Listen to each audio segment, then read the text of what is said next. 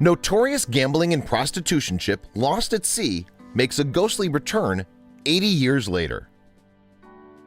Before we get started, take a moment to please subscribe to our channel, leave us a comment, and give us a like. The coast of California is no stranger to significant storms, specifically El Niños, the unusually warm systems that move over the area in late December. Even still, the damage from one particularly massive system that battered the coast of Coronado, California in 2016 was especially devastating. The residents of Coronado were quick to make their way back outside after the rains and winds passed. They were ready to clean up their town, but they certainly were not prepared for what they'd find there. When people reached South Coronado Beach, they noticed something very unusual protruding from the sandy shore. It was a massive shape of some kind, and it clearly wasn't part of a reef. What the heck was it? No one was quite sure what the strange formation was, but everyone was curious enough to want to get a closer look. Many residents had theories, but the truth would be even more wild. It would take more work to find out what this powerful storm had unearthed. Luckily, as the tide continued to wash the surrounding sand away, the answer was revealed. It was an enormous shipwreck. Everyone was in awe when they finally realized what the structure was. How amazing is it that a ship that enormous had been lying just beneath their feet all along? This storm had to be really intense in order to uncover something the size of a city block. As the surface of the ocean increases in temperature and the warm air meets colder air in the sky, it causes intense wind and rain. Anytime an El Niño storm hits a populous area, it typically causes a hefty amount of damage. Usually the best way to prepare is by boarding up windows and doors or simply evacuating the area altogether. Obviously, the intensity of El Niño's winds and rains regularly tossed around small boats. The discovery on South Coronado Beach, however, was completely different. This was no small boat. This thing was seriously huge. Now that the enormous vessel was uncovered, everyone wanted to know where exactly it had come from. On top of that, what was it used for when it was a fully functioning ship sailing the high seas? As it turned out, the history of the ship was fascinating. Named the SS Monte Carlo, the 300-foot vessel was built in Wilmington, North Carolina in 1921.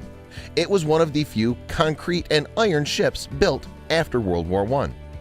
The ship was the property of the United States Quartermaster Corps until 1923, when it was sold to the Associated Oil Company of San Francisco.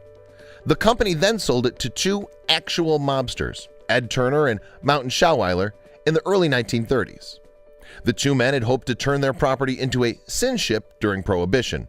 It was to be anchored 3 miles off the coast of Coronado Beach in international waters, so gambling, prostitution, and alcohol were all technically legal on board, or so they hoped. Unsurprisingly, the ship became incredibly popular. Visitors from all around came to indulge in the illegal activities it offered. The ship was by no means the first sin ship in existence, but it was the largest. In its prime, it could host upwards of 15,000 gamblers a week. It's estimated that the ship also raked in nearly $3 million a year, which by today's standards is nearly $52 million. However, on New Year's Day in 1937, a massive storm set the ship adrift, and it eventually ran aground on the shores of South Coronado Beach. Over the next several years, the remains of the ship were slowly buried underneath the sand.